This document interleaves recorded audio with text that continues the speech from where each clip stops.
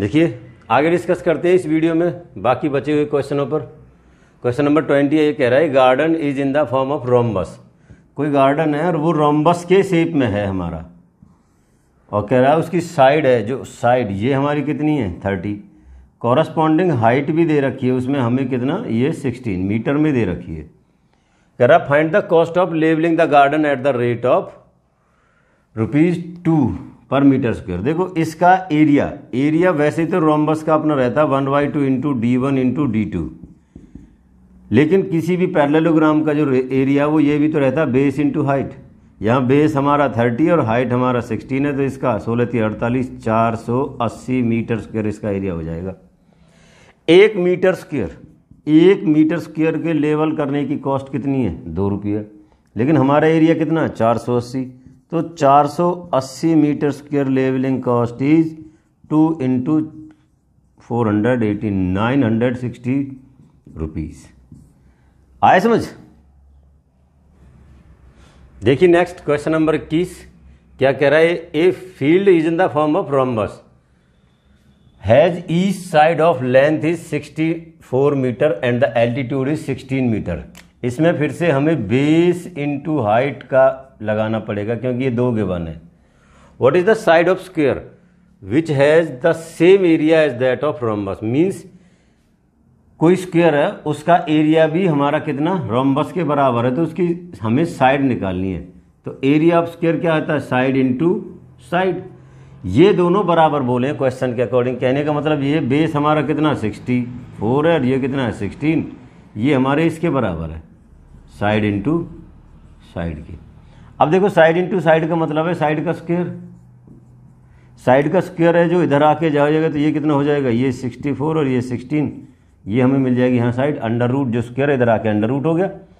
ये कितने का है 8 का और ये कितने का है 4 का, इनको अलग निकाल लेते हैं तो 8 4 जा 32 मीटर आए निकल के। इसकी जो साइड है वो कितना है 32 मीटर। आए समझ। देखिए नेक्स्ट क्वेश्चन 22 लास्ट क्वेश्चन है इस एक्सरसाइज का। क्या कह रहा है, the area of rhombus is equal to the area of triangle. ये एरिया है equal to the area of triangle whose base and corresponding height या corresponding altitude are 24.8 and 16.5 centimetre respectively.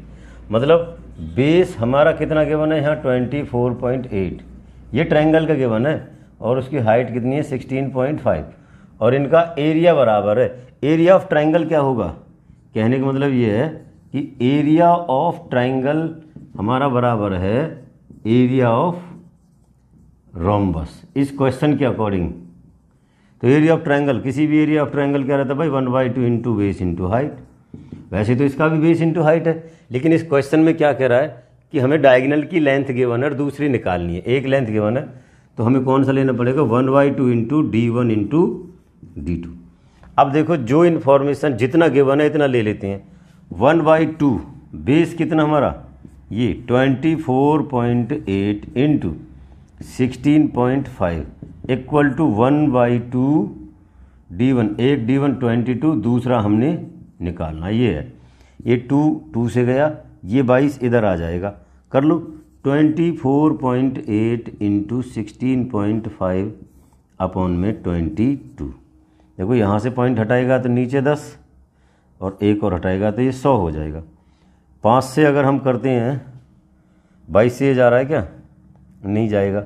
2 से जाएगा, ये कितने पे 11 पे, और 2 से 1 2 और 4 पे। 11 से ये जा रहा है कितने पे 11 1 कम 11, ये 5 बचा और 5 पे। अब इनकी मल्टीप्लाई कर लेते हैं। 15 चौका 60, 6, 15 दूनी 30 और 6 36, 3, 15 1 15 और 3 18, और अपॉन में कितना है 100। पॉइंट लग जाएगा भाई, 2 जीरो और 2 जीरो छूट गए ना, तो 18.6 सेंटीमीटर होगी इसकी जो दूसरी डायगोनल है। आए समझ। आज की इस वीडियो के साथ हमारा जो मेंसुरेशन की एक एक्सरसाइज चल रही थी 18.1 या हम 20.1 नई और पुरानी बुक के साथ कहें तो वो कंप्लीट हो गई है। इट मीन्स कि हमारा पूरा ये चैप्टर ही कंप्लीट है। आई होप कि मेरे द्वारा दी हुई जानकारी ये सभी को समझ आई होगी। समझ में आई है तो वीडियो को लाइक करेंगे, शेयर करेंगे और कमेंट्स करेंगे। Thank you.